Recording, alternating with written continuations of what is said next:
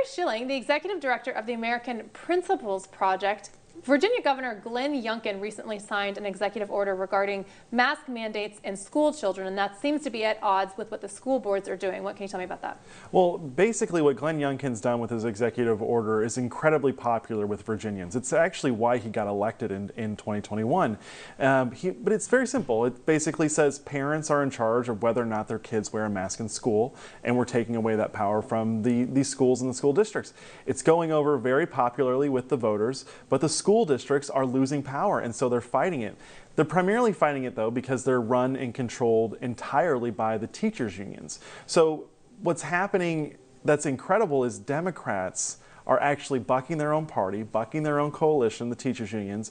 10 Democrats in the Virginia Senate, for example, just 2 days ago, voted with the Republicans to codify Glenn Youngkin's executive order. So the movement's with us. These guys need to get on board. They need to read the room, like that woman told Glenn Youngkin at the grocery store the other day.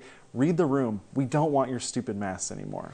Well, and it's an interesting pendulum swing that Democrats are now siding with Republicans, but what are they relying on, the school boards, I mean, what are they relying on to say that parents should not have the control or authoritative decision over what their children do? Well, frankly, I don't know. I mean, they're relying on their own political biases, right? Like, if you look at the data, it's very clear that COVID is not a threat to really anyone unless you're over 70 years old. That's the average age of death. It's like 73 years old. It's actually longer, a higher age than the average age of death for normal people. So they're not basing it on any data. They're simply going off of political power. And that's what this comes down to. Who should be in charge of the kids? The parents or the schools? And ultimately, you have to come down on the side of parents.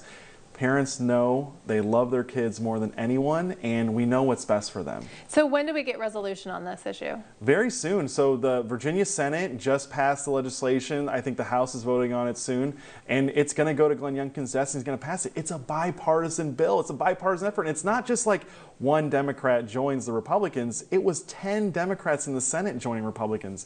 It's a landslide. Terry Schilling, thank you so much for your time today. Thanks for having me, Christina.